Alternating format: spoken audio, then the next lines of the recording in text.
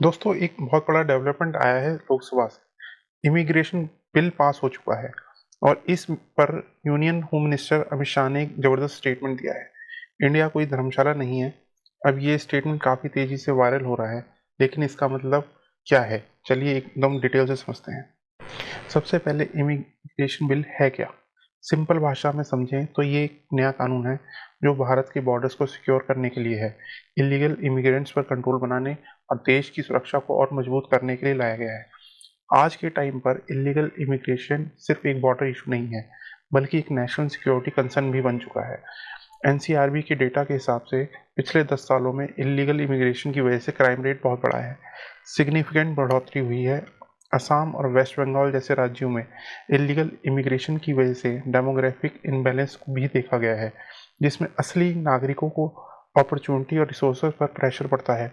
आपको जान के हैरानी होगी कि एक एस्टिमेट के हिसाब से बांग्लादेश से आए गए इमिग्रेंट्स की संख्या 2 करोड़ के आसपास हो सकती है। अब आते हैं अमित शाह के स्टेटमेंट।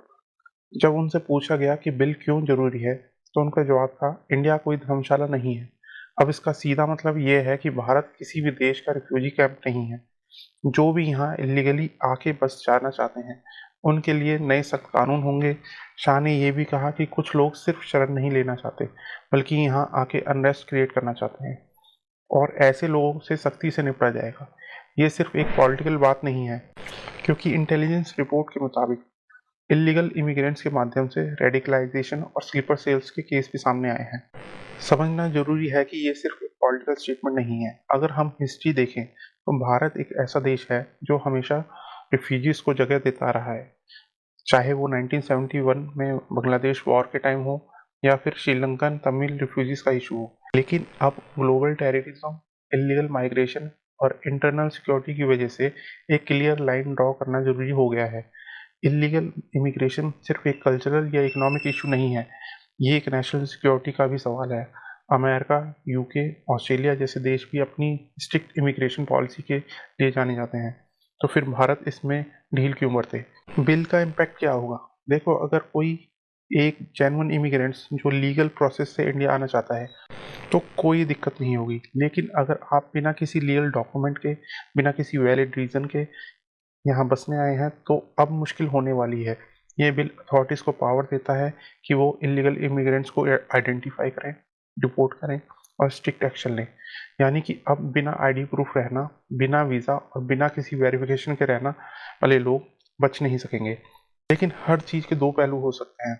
ऑपोजिशन का कहना है कि ये बिल आर्बिट्री पावर्स दे सकता है और जेन्युइन असाइलम सीकर के राइट्स को हर्ट कर सकता है।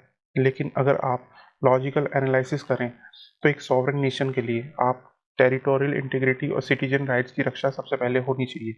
कहीं ना कहीं एक वेल डिफाइंड पॉलिसी होना डेमोक्रेसी का भी हिस्सा है। तो दोस्तों, आपका क्या कहना है? क्या ये जरूरी कदम है जो देश की सुरक्षा के लिए लाभदायक है, या फिर आपको लगता है ये एक कंट्रोवर्शियल मूव है? कमेंट सेक्शन में अपनी राय जरूर बताएं। तो दोस्तों सोचिए, एक ही एग्जाम है, कुछ लोग सफल होते हैं और कुछ लोग फेल। लेकिन फ़र्क सिर्फ मेहनत का नहीं होता, फ़र्क होता है सही नॉलेज और सही स्ट्रैटेजी का। अगर आप एग्ज़ाम की तैयारी कर रहे हैं या अपने सपने को सच करना चाहते हैं, तो ये चैनल आपके लिए गेम चेंजर हो सकता है। यहाँ मिलेगी आपको insightful knowledge, education specific content और वो समझ जो आपको सिर्फ मार्क्स ही नहीं, बल्कि रियल लाइफ विजडम भी देगा। और हमारी वीडियो इन्फॉर्मेटिव और हेल्पफुल लगती हो तो वीडियो को लाइक करें, और अपनी तैयारी और सोच दोनों को एक नए लेवल पर ले जाना चाहते हैं तो हमारे चैनल को सब्सक्राइब करें, ताकि आपको हर वीडियो की नोटिफिकेशन मिलती रहे। मिलते हैं नेक्स्ट वीडियो में। धन्यवाद। जय हिंद।